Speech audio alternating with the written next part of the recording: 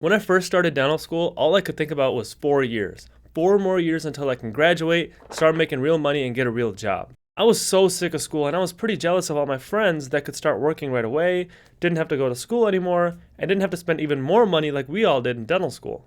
Then, as we got closer to the end of dental school, I started realizing a couple things. One, those 4 years flew by pretty quickly.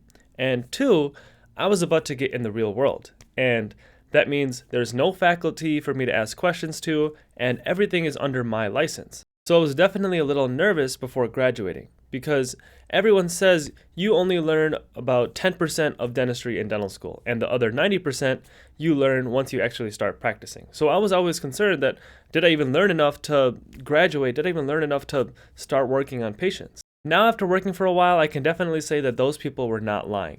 Dental school teaches you about a fraction of the amount of dentistry you really learn once you start working. And if you're in dental school right now, I'm not trying to scare you or anything, but dental school gives you a good base. And that base knowledge is enough for you to really start learning more and more dentistry. There is so much to dentistry, and once I graduated, I realized that there's no way dental school could teach me everything. But once you graduate and actually start working, that's where the real learning begins, because now you start seeing stuff that you've never seen before, you start questioning things, and you can even start taking some CE courses and advancing your skills, and the learning just doesn't stop. I'm still learning something new every single day, and every single patient encounter teaches me something different. Now, this can definitely be overwhelming at first, especially if you just graduated and you're thrown into a new situation. But if you're lucky enough to work with a mentor or even another doctor, now's the time where you can start bouncing questions off of them or even showing cases to them and just talking about everything that you're going through. And another tip I would give if you just started working and you're feeling overwhelmed, you can always refer. If someone's telling you to do a molar endo and you don't feel comfortable with it, just refer it out. That's your license that you're practicing under. So if you don't feel comfortable doing something, don't feel obligated to do it. Now, going off of that, I'm going to go over some of the differences between the real world and dental school. But before I get into that, make sure you hit the thumbs up button on this video and subscribe to our channel if you haven't already. Let's get into it. The first difference is, as you probably already know, there's no more faculty checks. Now, obviously, this can have its pros and its cons. One, everything is now under your license. You can't put the blame on anyone else. If you mess something up, that's on you.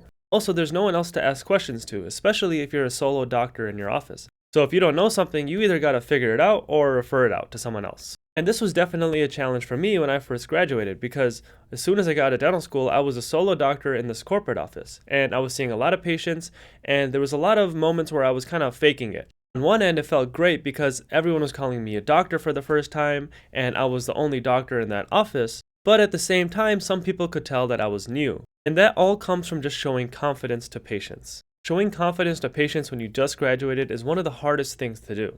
There was plenty of times when I just started when I thought I was being confident with patients, but I really wasn't. And that's something patients can really sense, and they could definitely sense that when they were talking to me, and it was even during topics where I knew what I was talking about. And what I realized over time is showing confidence is really not just how you talk to patients, it's actually projecting confidence as soon as you walk into your office. So that's how you interact with staff, interact with other patients, and really how you act as soon as you walk into the room. And that doesn't mean you have to know everything. You can still seem confident even when you're asking a question or if you don't know something. For example, let's say you're taking an impression and you ask the assistant, hey, is this fast set or regular set? Or, hey, what's the set time on this? If you ask that in a confident way and you project confidence while doing it, generally no one's going to question you. And also compared to dental school, you're doing way more procedures and have way less time per procedure in the real world. In dental school, you'll have about 3 hours to do 1 or 2 fillings, whereas in the real world, you'll have to do a whole quadrant of fillings in about an hour. And in dental school, that would probably be the only patient you see the whole day, whereas in the real world, you'll have another 14 or so patients to see. Now, this definitely seems overwhelming at first, but after you start working for a while, you start learning how to speed up and how to still do quality dentistry, but in a much more efficient and fast way. But I will say that doing this many procedures over a long period of time can be really taxing on the body. So if you don't have something like working out or yoga or just a daily stretching routine to really take care of your body,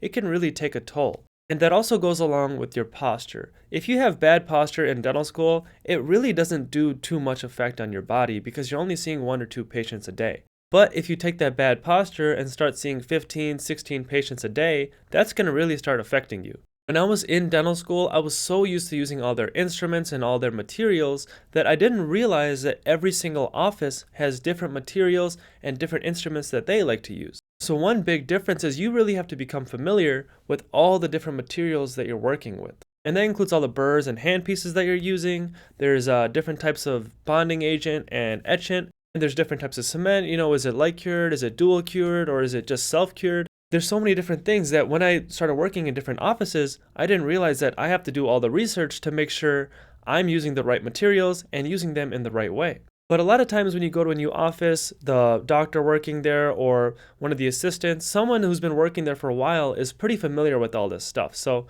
a lot of times you can kind of get by with not knowing as much, but I would definitely do your own research to make sure that they're doing it in the correct way. Another big change I found in the real world was there's certain things that are looked down upon in dental school, but are pretty common practice in the real world. If you're in dental school right now and you started doing extractions, you've probably noticed that if an extraction goes surgical or if a tooth needs to be sectioned, that basically means that you failed that extraction because you didn't get it out in one piece and you didn't do it atraumatically. But that was probably one of the biggest lies dental school has taught me, and it doesn't make any sense why they keep teaching that. Because in the real world, a lot of times doing a surgical extraction or sectioning a tooth is actually less traumatic for the patient. If you're able to get a tooth mobile and section it and get it all out, you are much less likely to damage the patient's buccal plate or other anatomy that they have. And that's very important if the patient ever wants to get an implant in the future. And obviously there's other ways to manage it if the buccal plate does break. You can always do some guided bone regeneration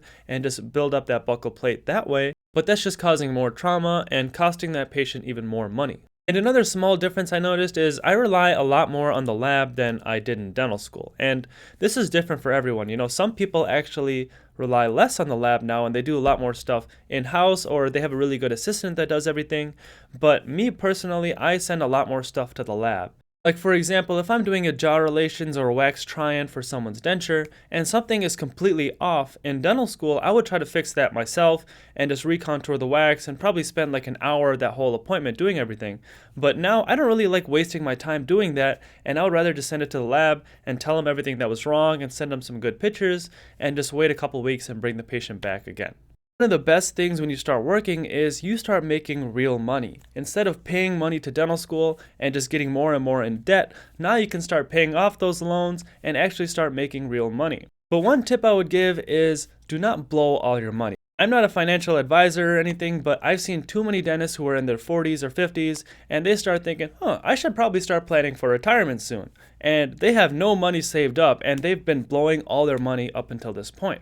And that's crazy to think because they're making such a good amount of money, they have to have something saved up, but people are crazy. So really recommend you either talk to a financial advisor or someone who can sit down with you, build up your portfolio, and talk about your spending habits. This is a really important topic because we don't really talk about it in dental school, but if you learn this stuff at a young age, it can help you out so much in the future. And the last change I've noticed in the real world is you have a lot less free time. And this is pretty obvious when you're working full time. Obviously you're going to have less free time. But that also means you have less time to do your errands, less time to hang out with your friends, and less time to do other hobbies that you enjoy doing. If you have to go to the UPS store and return a package, you're probably working the same hours that UPS store is open. So really the only time you can go is during your lunch break. But sometimes stuff like that takes a lot longer than your lunch period. Sometimes your patients run longer than expected, so you don't get as much of a lunch. So just random errands like that, or just even hanging out with your friends, it really becomes limited. And that's something I didn't think about as much in dental school because we were all already busy in dental school and I figured I was going to be busy in the real world, so I wouldn't really notice a difference. But if you have to run an errand or something and you're in dental school, you can always find a reason to step out for an hour or something like that.